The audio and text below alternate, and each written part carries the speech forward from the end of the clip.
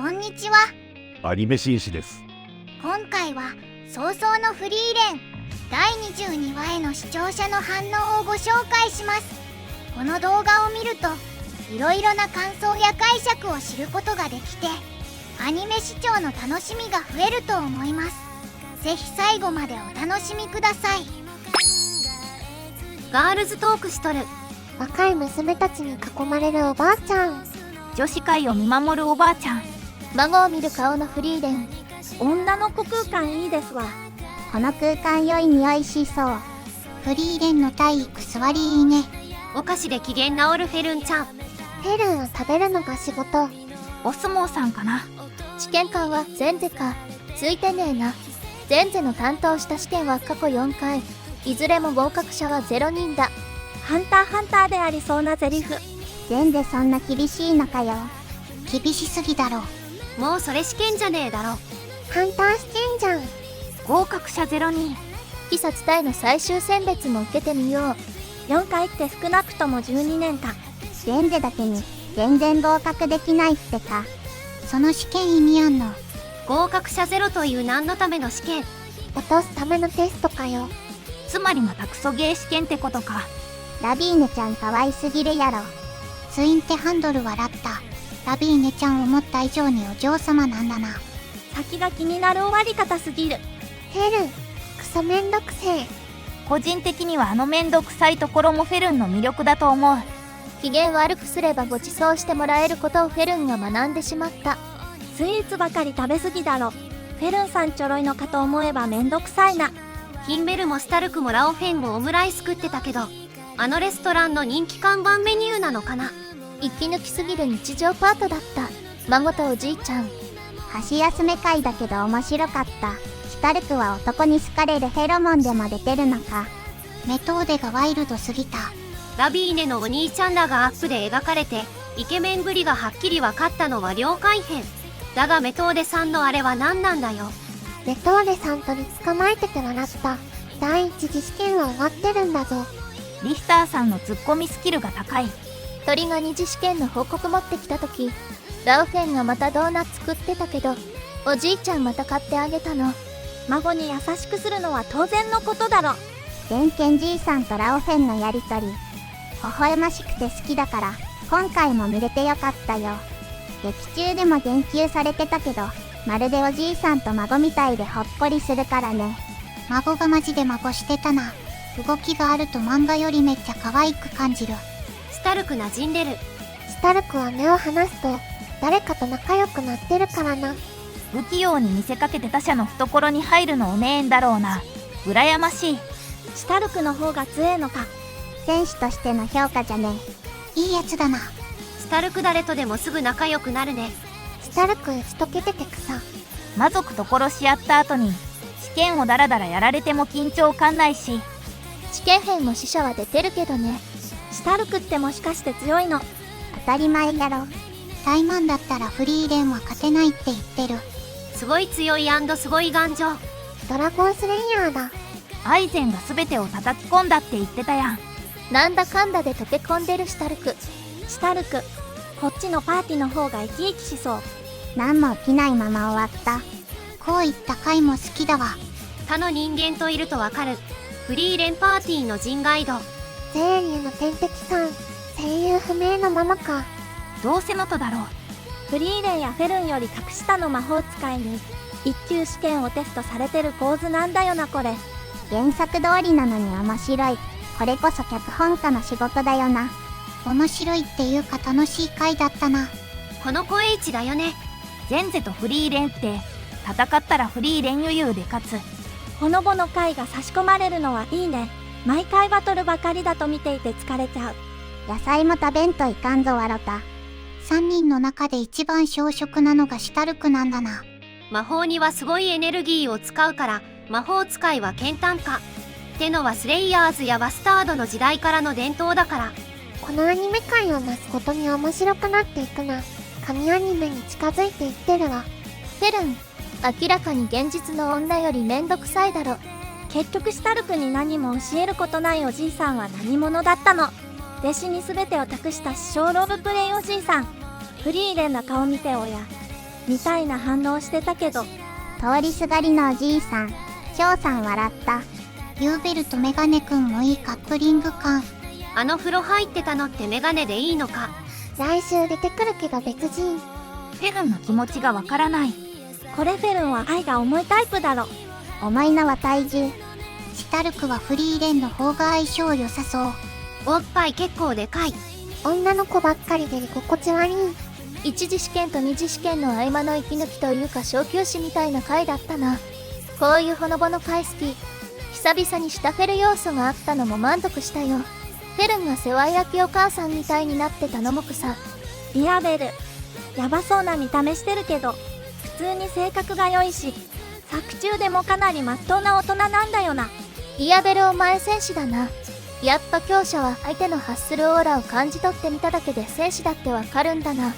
ただ腰に剣下げてた人に声かけてただけでした。リアベルさん。ヒンメルの言葉はやっぱりいいね。そして、どうせ変えるなら、いい方向に変えてあげるようにしたいよね。ヒンメルは未来のフリーレンのために、レストランの味すら残そうというのか、男前。フリーレンが肉食ってるだけのシーンでとても幸せな気持ち。カンラビアリの波動。めんどくさい無数フェルン。和む。生きるすなわち誰かの人生を変えることを、ヒンメル今も達成し続けてる。かつて感じた味とは変わってしまったステーキ。けれど、それはかつての味を超えたもの。そして、変わった味を感じることで、同時にかつての味も想起できる。未来と過去が同居した回でもあった。女子会やん。リアベルがすげえフレンドリーで、なんかめっちゃ好きになったわ。カンネとラビーネのコンビが最高すぎる。ていうか個人的にカンネめちゃくちゃ好きなんだが、ヒンメルは名言しか言わんイケメンか。次は第二次試験。みんな受かるのか。来週も楽しみ。リアベル隊長、傍目から見たら不審者だった。あと、メトーで、取り捕まえてるどころか死ねそうだったんだが、女の子4人がだべってるのをもうちょい見たかったし、久々のヒンメルもっと見てたかったな。次は二次試験。楽しみだ。フリーレンたちは回路を選ぶこともできたけど、この試験編を見ると、フリーレンらフェルンら取ればいいじゃんと言った理由がわかるんですよ。即席のパーティー戦、年の近い女の子たちとの交流など、得るものがすごく多い。そして何より一級資格は、フェルンの人生にとって大きなプラスになる。ほんの少し誰かの人生を変えてあげる。ヒンメルの要求はフリーレンの人生を少し変えたものとして未来まで届く爪痕になっていて、受験者たちの人生につけた少しの爪痕もきっと未来まで届いて残り続ける。それが誰かの人生で得意な魔法になることがあるのなら素敵だねって。味を未来にまで届けてほしいっていうのは、フリーレンがまたそこに来れるようにするヒンメルの気遣いかな。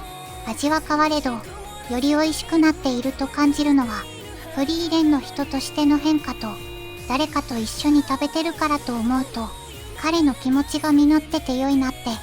厳しい試験の疲れを癒す面々、相変わらずスタルクくんが苦労しつつ、思い出の味を求め、思い出に浸り新しい思い出と出会う。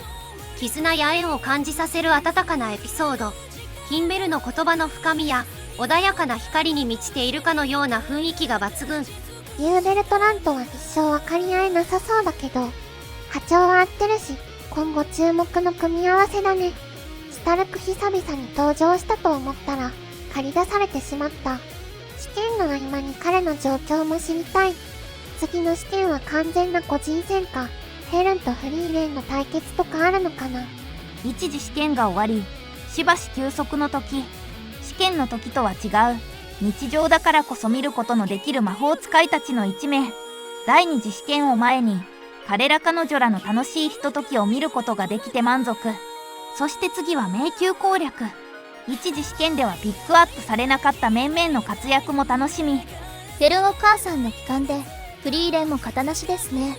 機嫌を直したフェルンが、ウキウキ歩く姿が可愛すぎてにやけます。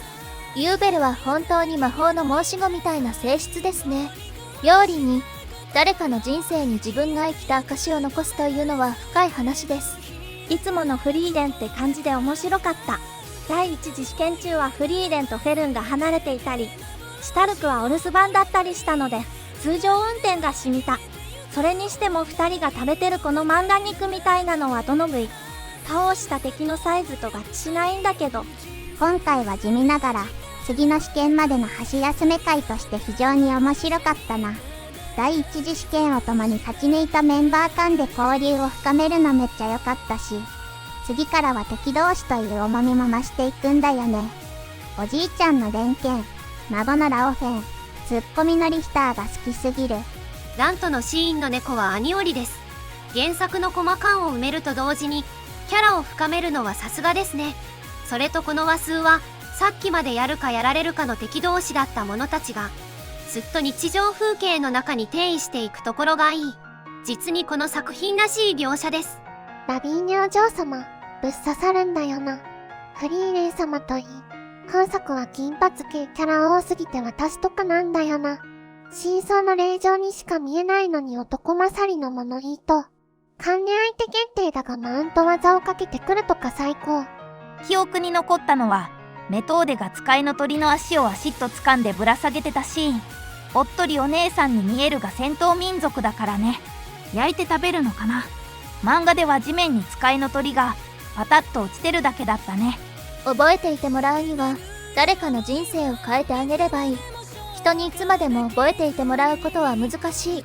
だけど自分が学び成長したことを周りに伝えていく、こういった一つ一つのつながりが大切で、これを続けていくことが相手の記憶に残り続ける方法である。2時までの休暇が意味するのはシュタルク怠惰な生活の終焉。各人の素顔に迫る展開も、心に残る誰かの足跡や思いで相手と共感を育もうとする行為と、他者との関わりを通して人の本質や魅力が映る描きが味わい深い1話。緩和回も本作らしさが現れた後編。最後までご視聴いただきありがとうございました。